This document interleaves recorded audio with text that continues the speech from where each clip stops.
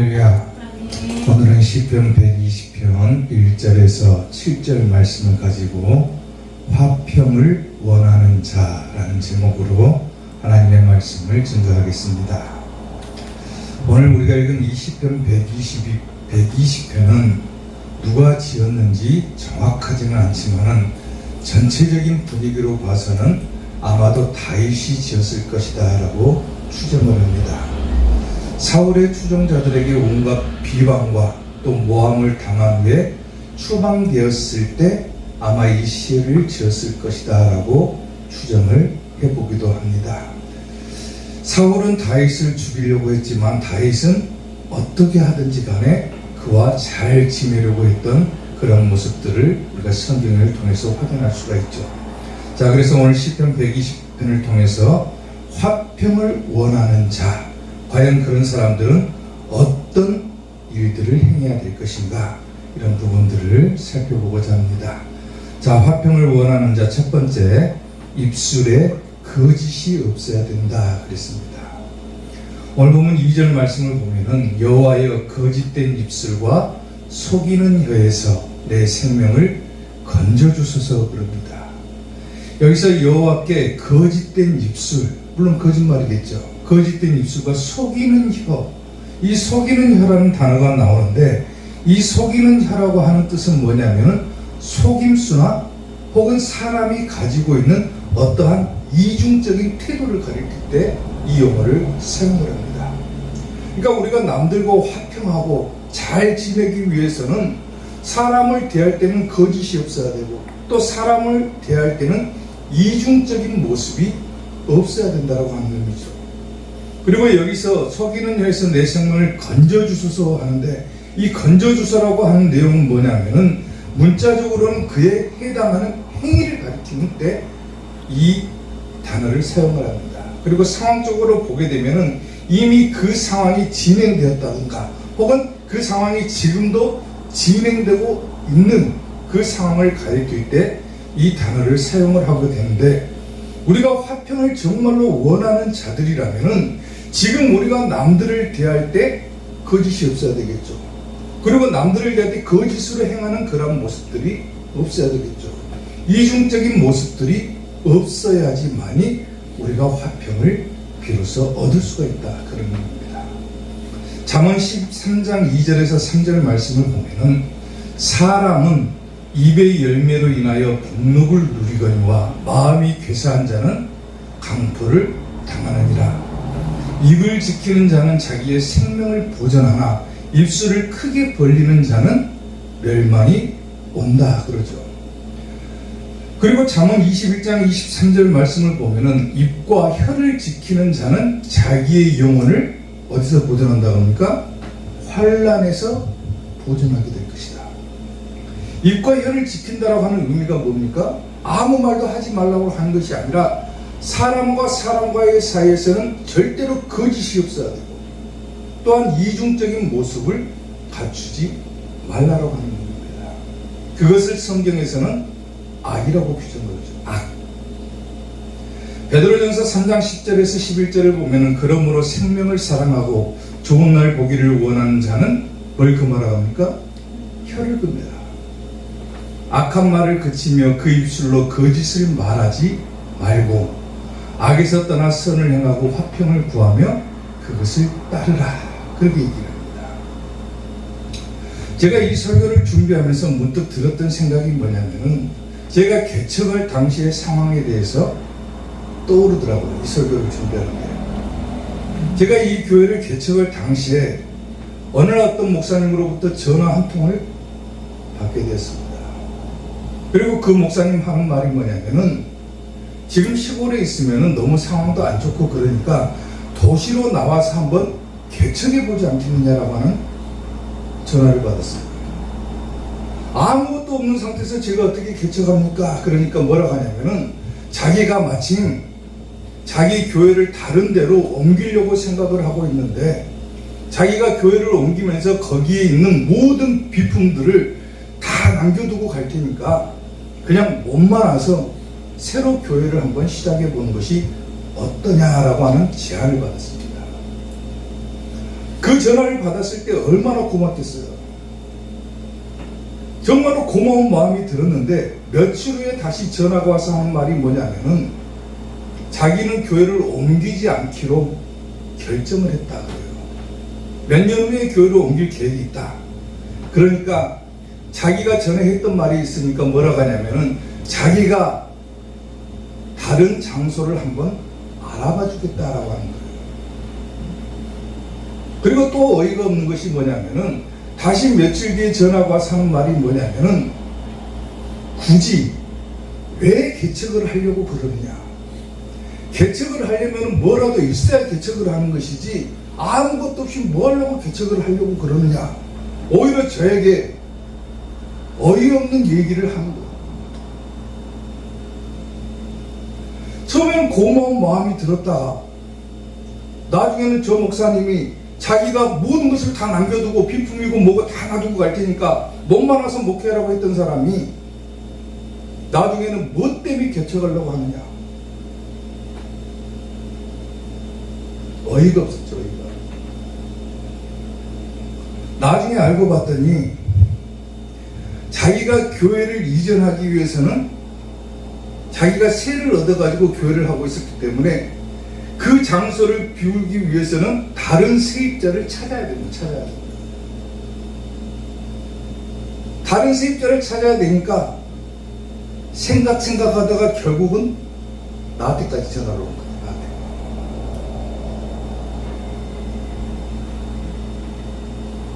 지금 그분하고 연락도 안 하고 지냅니다.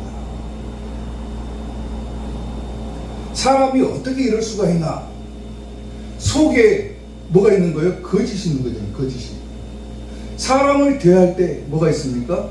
이중적인 모습이 있는 거예요.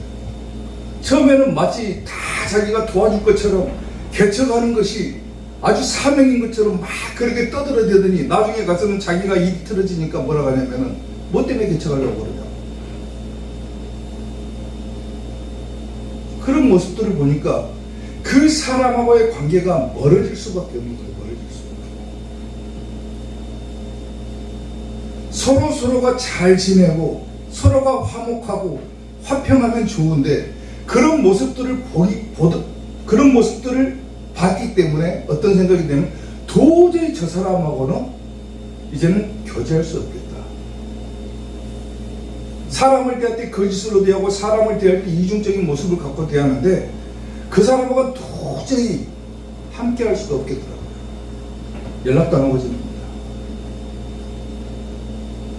우리가 생활을 하거나 또 세상에 나가서 살 때도 마찬가지겠지만은 사람과 사람 사이에 잘 지내고 화평을 누리기 위해서는 반드시 없어야 될 것이 뭐냐면 사람을 대할 때는 거짓으로 대하면 안 된다는 거예요. 또 처음에는 좋은 척 했다가 나중에는 이중적인 모습을 가지고 악한 모습을 보인다든가 그런 태도는 결코 화평을 가져다 줄 수 없다고 합니다. 사랑하는 성도 여러분, 화평하기를 원한다라면은 거짓이 없어야 되고 속이는요 이중적인 모습이 없어야지만이 화평을 이룰 수가 있다라고 하는 것. 오늘 여러분들이 그러한 모습들을 다 버리고 모든 사람과 더불어 화평하고 특히나 하나님 앞에 섰을 때는 더 마찬가지겠죠. 하나님 앞에서도 우리가 거짓을 행하고 이중적인 모습을 보일 것이 아니라 그런 모습들을 버리고 사람과도 화평하고 하나님과도 더불어 화평을 이루는 우리 이사교회 성도들이 되시기를 주님의 이름으로 축원합니다. 아멘. 화평을 원하는 자 두 번째, 매색에 머물지 않아야 된다 그랬습니다.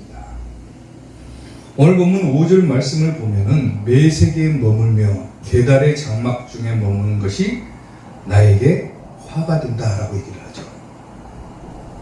여기서 매색과 계달이라고 하는 이 두 단어가 등장을 하죠. 여기서 매색은 뭐냐면 이스라엘 남동쪽이 거주했던 야만족을 의미합니다. 야만족.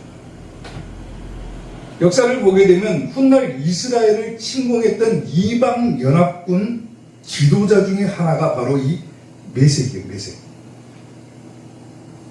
족속이죠, 족속.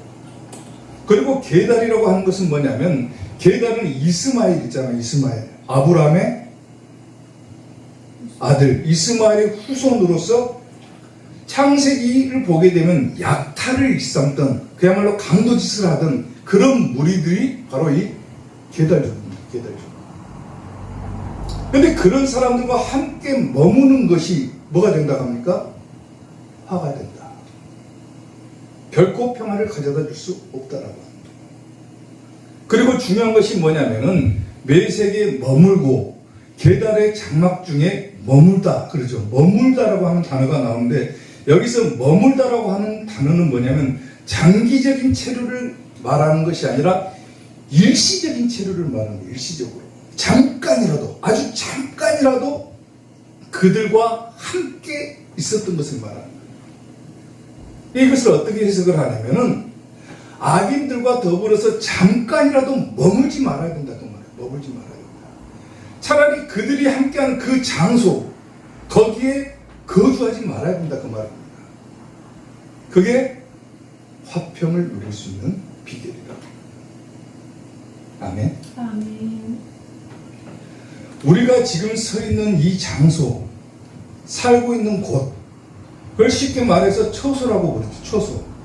이 처소가 얼마나 중요한가를 우리가 깨달을 필요가 있다라고. 에레미야 9장 6절을 보게 되면은 네가 사는 것이 속이는 일 가운데 있도다 그래요. 사람들이 속임수가 만연한 곳에 네가 살고 있다 그거죠. 네가 사는 곳이 속이는 일 가운데 있도다. 그들은 속이는 일로 말미암아 나를 알기를 싫어한다. 하나님의 말씀이라고 그러죠. 속이는 사람들과 같이 있으니까 자기도 뭐가 되는 거예요? 사기꾼이 되는 거예요. 하나님을 믿지 않는 사람들과 같이 머무르니까 자기가 어떻게 됩니까? 자기도 똑같이 그 사람들과 동화돼 가지고 하나님을 알지 못하게 되는 거예요. 내가 지금 서 있는 장소가 어디냐? 요한계시록 2장 13절을 보게 되면 버가모 교회에 하나님께서 주신 말씀이죠. 네가 어디에 사는지를 내가 아노니 거기는 뭐가 있다? 사탄의 권자가 있는 데다. 그래요. 사탄의 권자가. 네가 내 이름을 굳게 잡아서 내 충성된 증인 안디바가 너희 가운데 곧 사탄이 사는 곳에서 죽임을 당할 때에도 나를 믿는 믿음을 저버리지 아니하였도다. 그렇죠. 사랑하는 성도 여러분, 자기 자신이 어떤 사람인가, 내가 과연 어떤 사람인가, 나는 과연 어떤 사람인가를 알아보려면은 자기가 현재 어울리고 있는 사람들이 누구인지를 보면 되는 거예요. 누구랑 같이 머물고 있느냐, 메색과 게달과 같은 사람과 머물고 있느냐, 속이는 자들과 함께하고 있지는 않느냐, 하나님을 믿지 않는 자들과 함께하고 있지는 않느냐. 자기 현재 내가 어떤 사람인지를 알아보기 위해서는 내 주변의 사람들을 보면 된다는 거예요. 사람에게는 각자가 가지고 있는 개성이 있죠, 개성. 그리고 그 사람만이 가지고 있는 어떤 매력이 있을 수도 있어요, 매력이. 그래서 그런 것들을 보면서 야, 저 사람은 저런 점이 참 좋아. 저 사람은 저런 개성이 강해. 참 내가 부러울 정도야. 저 사람은 이런 매력이 있으니까 야, 저런 매력이 정말로 훌륭한 것 같아. 나는 그래서 저런 것들이 너무 부럽다. 그래서 그런 것들을 보면서 그런 사람들과 뭐 하게 됩니까? 가까이 하게 되죠. 분명히 저 사람이 안 좋은 점이 보여요. 악한 면모가 보여요. 그럼에도 불구하고 그 사람이 가지고 있는 어떤 한 가지의 장점만을 보면서 야, 그래도 나는 저 사람하고 친해지고 싶다.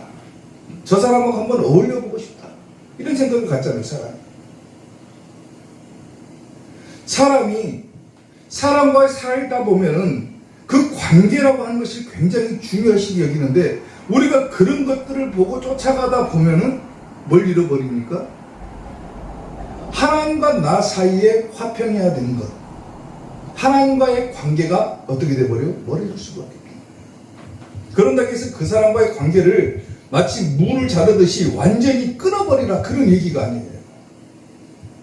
지금 제가 하는 얘기는 완전히 그 사람과의 관계를 단절해버려라, 그 얘기 아니라 어쩌면 그 사람은 내가 살면서 매일 보는 사람일 수도 있고 내 친척일 수도 있고 내 친구들이 될 수도 있고 내 형제 자매가 될 수도 있어요.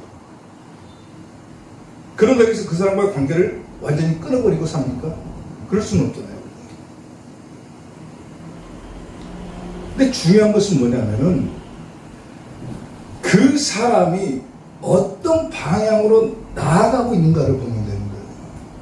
그게 무슨 얘기냐면은 우리는 결국 예수님을 믿고 하나님을 믿는 사람들이고 결국 우리가 가야 될 곳이 어디입니까?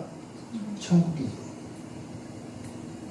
과연 저 사람과 어울려서 저 사람들과 같이 생활해서 마치 메색과 계달에 머물면서 내가 과연 천국에 갈 수 있겠는가? 그걸 보라는 거예요. 그 방향성을 보라는 거예요. 그리고 그것이 맞지 않는다. 그리고 그 방향이 하나님께로 나아가는 방향이 되지 않는다라고 생각하면 어떻게 해야 되는 거예요? 때로는 방향을 틀 필요도 있는 거예요. 아, 이렇게 하다가는 나 천국 못 갈 것 같아. 내 신앙을 지키고 내 믿음을 지키고 하나님과 화평하고 지내고 그래서 내 믿음 가지고 천국 가야 되는데 메색에 머물고 계달에 머물고 잠깐이라도 너무나도 그것이 좋기 때문에 체류하다가는 하나님께로 가는 그 방향이 틀어져 버릴 수가 있다는 거예요. 틀어져 버릴 수. 내가 지금 어디 서 있는 것을 분명하게 보라는 거예요. 자신이 악인이 되려고 해서 되는 것이 아니라 자기가 지금 서 있는 그 장소가 문제가 될 수가 있기 때문에 그런 거예요. 사기꾼들하고 같이 살면 어떻게 됩니까? 자기도 사기꾼 될 수밖에 없는 거예요. 도둑놈들과 같이 살면 어떻게 됩니까? 자기도 도둑이 될 수밖에 없는 거예요. 내가 과연 어떻게 해서 하나님께로 나아가게 될 것인가? 메색에 머물지 말아야 되고 계달에 머물지 말아야 되는데 잠깐이라도 거기에 현혹돼 가지고 너무나도 좋은 장점들이 보이고 너무나도 배워야 될 점들이 보이고 하다 보니까는 때로는 나도 그 길을 가고 싶다라고 착각을 하고 나아가지만은 결국 그 방향이 하나님께로 가는 방향이 안 될 수가 있다고 말입니다. 그러면 뭐가 깨집니까? 나와 하나님 사이에 화평이 깨져버립니다. 사랑하는 성도 여러분, 하나님과 화평을 이루는 자, 하나님께 가까이 나아가는 자, 그런 자가 어디 갑니까? 천국 가는 겁니다. 그러기 위해서는 자기가 서 있는 곳이 어떤 곳인지를 명확하게 보고 할 수만 있으면 뭐 해야 됩니까? 하나님께로 나아가는 방향을 택해야죠. 할 수만 있으면은 내 주변 사람들이 그 방향으로 나아가고 있지 않다. 같이 방향을 틀고 나가면 되는 거예요. 틀고 나가면. 아멘. 하나님과 화평을 이루려면 메색에 머물지 않아야 된다. 계달에 머물지 않아야 된다. 악인들과 같이 가지 않아야 된다. 여기서 악인이라고 하는 것은 뭡니까? 하나님을 믿지 않는 자를 말하는 거예요. 아멘. 메색에 머물지 않는 화평을 이루는 이삭교회 성도들이 되시기를 주님의 이름으로 축원합니다. 아멘. 화평을 원하는 자 마지막 세 번째, 싸우려 하지 않아야 된다라는 겁니다. 오늘 본문 7절 말씀을 보면 나는 화평을 원할지라도 내가 말할 때에 그들은 싸우려 하는도다 그래요. 나는 화평을 원할지라도, 문자적으로는 평화를 말하는 거예요. 평화를. 나는 평화를 원할지라도, 특히나 이것이 히브리어로 쓰이면 강조형으로 쓰이는데 나는 아주 강력하게 화평을 원하는 거예요. 나는 강력하게 평화를 원하는 거예요. 그런데 그 평화를 깨기 위해서 그들은 뭐랍니까? 아기들은 나와 더불어 싸우려고 한다. 싸우려고 한다. 싸우려고 한다. 화평을 깨기 위해서죠. 오늘 이 시를 지은 이를 추정할 때 누구라고 그랬습니까? 다윗이라고 그랬죠. 보통 다윗으로 추정을 한다고 그랬죠. 다윗의 얘기를 한번 들어보세요. 그 후에 다윗도 일어나 굴에서 나가 사울의 뒤에서 외쳐 이르되 내 주 왕이여 하매 사울이 돌아보는지라 다윗이 땅에 엎드려 절을 하고 다윗이 사울에게 이르되 보소서 다윗이 왕을 해하려고 한다는 사람들의 말을 어찌하여 들으시나이까 그래요. 모함이라는 거죠. 모함. 오늘 여호와께서 굴에서 왕을 내 손에 넘기신 것을 왕이 아셨을 것입니다. 그래요. 그러니까 다윗이 충분히 사윗을 죽일 수 있는 기회를 포착했다 그 말이죠.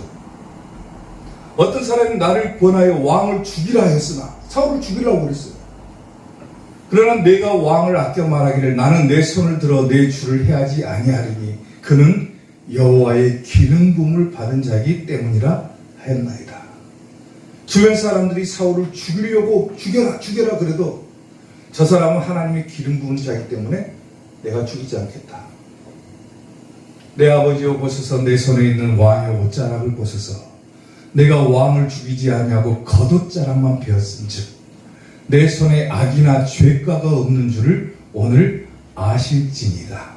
왕은 내 생명을 찾아 해하려고 하시나 왕은 나를 죽이려고 했으나 나는 왕에게 범죄한 일이 없나이다 그러죠. 사람들은 나와 더불어 싸우려고 하고 나를 죽이려고 하지만은 다윗은 뭐라고 얘기를 합니까? 나는 왕을 해칠 마음이 없습니다. 나는 싸우려고 하지 않았습니다. 그거죠. 여호와께서 나의 왕 사이를 판단하사 여호와께서 나를 위하여 왕에게 보복하시려니와 내 손으로는 왕을 해하지 않겠나이다. 하나님께서 복수하신다. 왜 속담에 말하기를 악은 악인에게서 난다 하였으니 내 손이 왕을 해하지 아니하리이다. 같이 싸우면 뭐가 된다는 거예요? 자기도 악인이 되는 거예요. 이스라엘 왕이 누구를 따라 나왔으며 누구의 뒤를 뒤쫓나이까 죽은 개나 벼룩을 쫓습니다. 그런즉 여호와께서 재판장이 되어 나와 왕 사이를 심판하사 나의 사장을 살펴 억울함을 풀어주시고 나를 왕의 손에서 건져주시기를 원하나이다 하니라. 우리가 잘 알다시피 사울은 다윗을 어떻게 하려고 합니까? 죽이려고 하죠. 시기하고 질투해서 죽이려고 합니다. 근데 상황이 역전돼 가지고 다윗이 사울을 죽일 기회가 있었음에도 불구하고 다윗은 싸우려고 하지 않죠. 하나님께서 알아서 하실 것이다. 하나님께서 나를 위하여 보복해 주실 것이다. 하나님께서 심판하실 것이다. 어떻게 하든지 간에 다윗은 뭐를 합니까? 싸우려고 하지 않고 사울과 잘 지내려고 하죠. 화평을 하려고 한다 그 말입니다. 왜 화평을 추구합니까? 히브리서 12장 14절에서는 모든 사람과 더불어 화평함과 거룩함을 따라 이것이 없이는 아무도 주를 보지 못한다. 결국 이 말이 무슨 의미입니까? 화평을 따르지 않는 자, 화평을 원하지 않는 자는 주를 보지 못한다. 이 말이 뭐예요? 천국 못 간다 그 얘기예요. 천국 못 간다.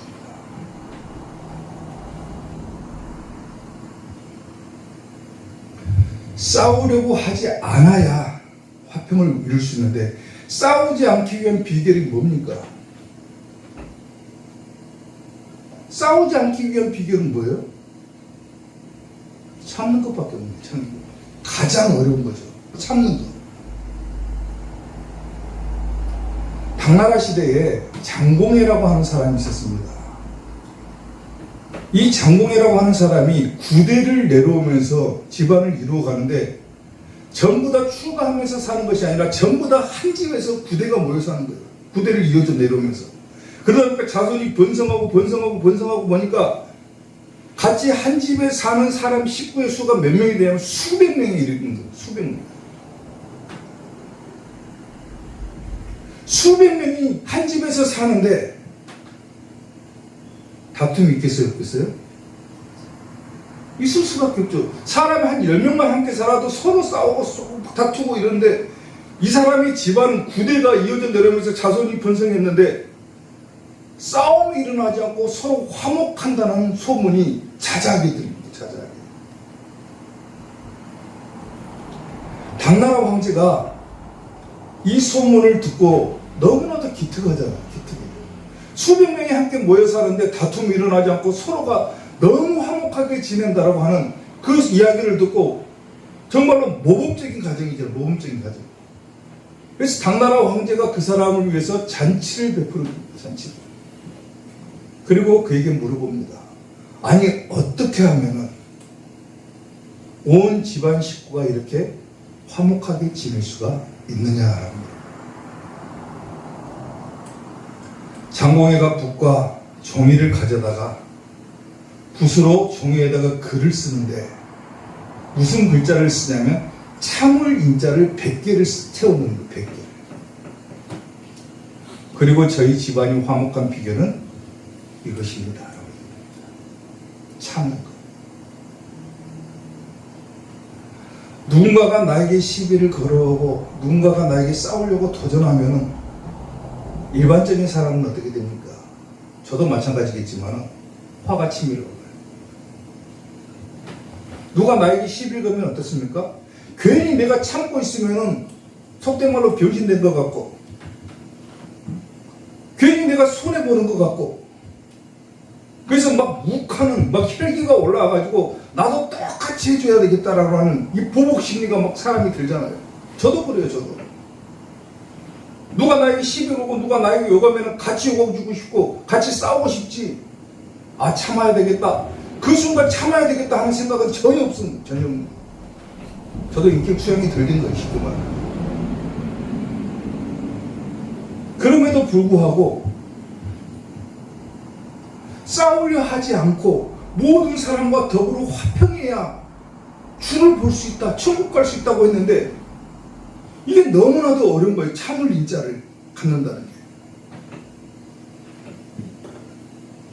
성경을 보면서 우리는 또 한 번 뭘 봐야 되는 거예요? 오늘 말씀을 보면서 또 한 번 새기는 거예요. 새기는 거. 아, 누가 나에게 싸우려고 하면 참아야 되겠다.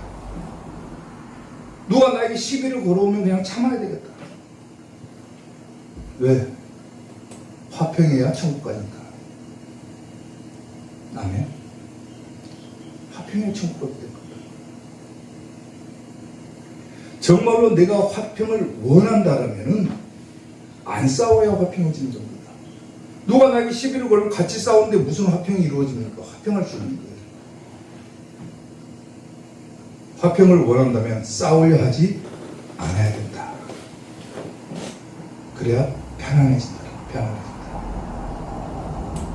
오늘 여러분들이 정말로 화평을 원한다라면 사람을 대할 때 거짓으로 대하지 말고 이중적인 태도를 갖지 말고 하나님 앞에서 하나님 앞에 거짓말하지 말고 하나님께 이중적인 태도 갖지 말고 매색과 계달의 장막에 머물지 말고 아멘? 아멘. 그리고 싸우려 하지 않아야 된다.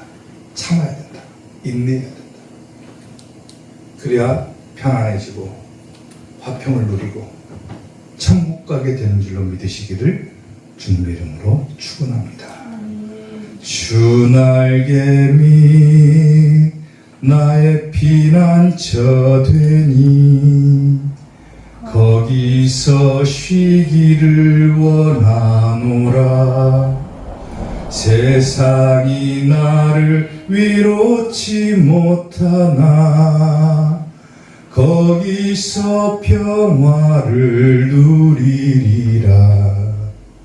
주 날개미 평안하다.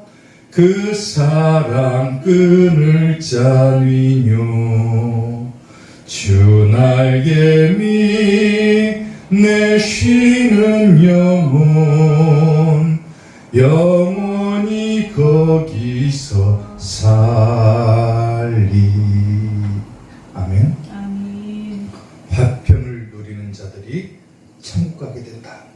아멘. 이 사실을 기억하시고 모든 사람과 더불어 화평하고 특히나 하나님과 화평하는 이사학교의 성도들이 되셔서 반드시 천국 가는 성도들이 될 수 있기를 주님의 이름으로 축원합니다. 아멘. 기도하겠습니다.